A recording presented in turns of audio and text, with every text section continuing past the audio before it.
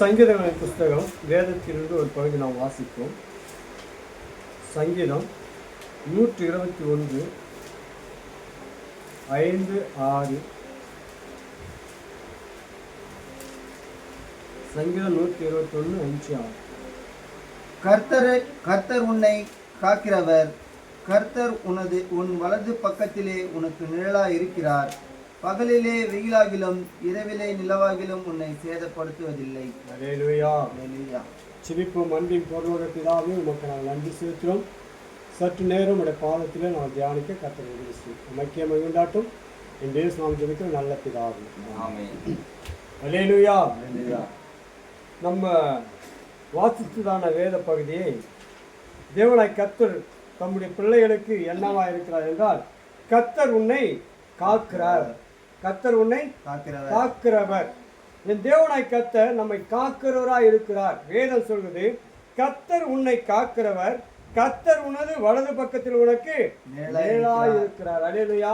கர்த்தர் நம்மை காக்கிறவராய் இருக்கிறார். கர்த்தர் நமக்கு வலது பக்கத்துல நிழலாய் இருக்கிறார். நம்முடைய வலது பக்கத்துல நிழலாய் இருக்கிறார். எந்த பக்கத்துல? வலது பக்கத்துல நிழலாய் இருக்கிறார். அப்படியான நம்மை காக்கிறவரும் அவரே, நமக்கு நிழலா இருப்பவரும் அவரே. நீங்க நல்லா வெயில்ல வேலை செய்றீங்கன்னா தான் நிழலை பற்றி அறிமுகம்.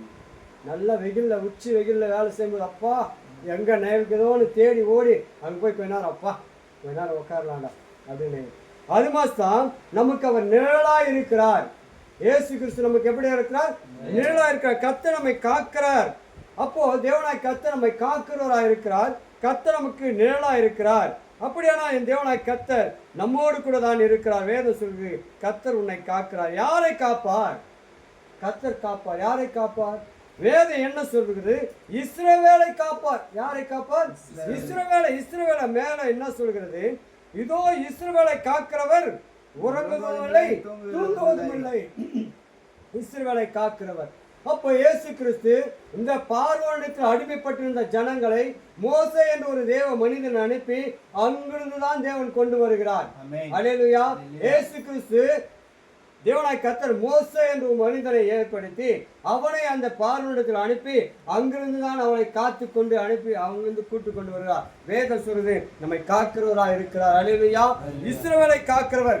யாரை காக்கிறவர்? இஸ்ரவேல். தம்முடைய ஜனங்கள், அடிமைப்பட்டிருந்த ஜனங்களை காக்கிற தேவன் சொல்லுகிறார், இஸ்ரவேலை காக்கிறவர் உறங்குவதும் இல்லை, தூங்குவதும் இல்லை. அவர் தான் நம்மை காக்கிறார். வானத்தையும் பூமியை படைத்த கர்த்தர் நம்மளை காக்கிறார். அல்லேலூயா.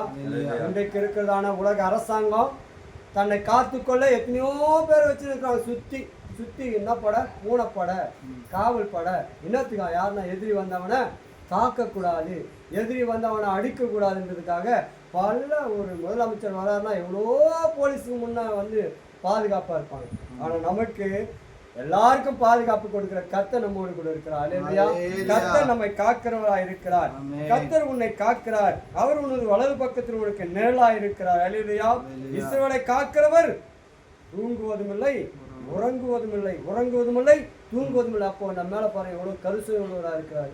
இதெல்லாம் நீங்க எப்படி பார்க்கலாம்னா, ஒரு பெற்றெடுத்த தாயை தான் அந்த நேரத்தில் நம்ம பார்க்க முடியும். அந்த தாயானவர், பெற்றெடுத்த தாய், அந்த குழந்தை எந்த டைம் அழுனே அதுக்கே தெரியாது.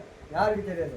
குழந்தைக்கே தெரியாது. இந்த தாயானால பட்ட பாடு இருக்கும் பாரு. அப்பா அந்த குழந்தைங்கள அடாடாடாப்பா, அது அவங்களுக்கு தான் புரியும்.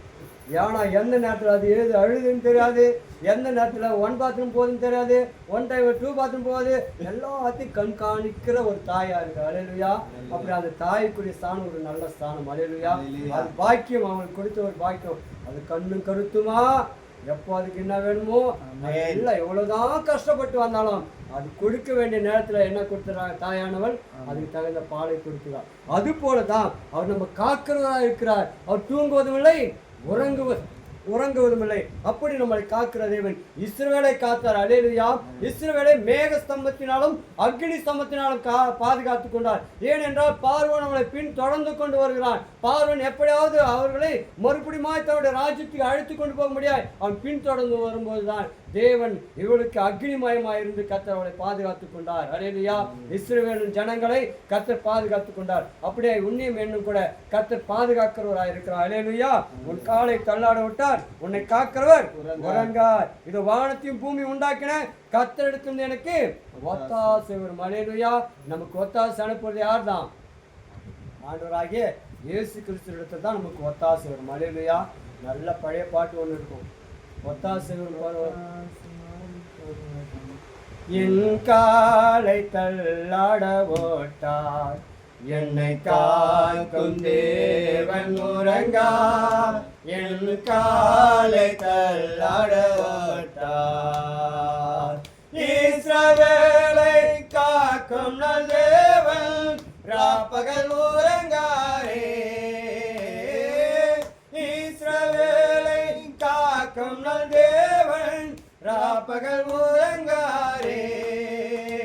எனக்கொத்தாசை வரும் பர்வதோ நிராயன் கண்களை ஏறெடுத்தேன்.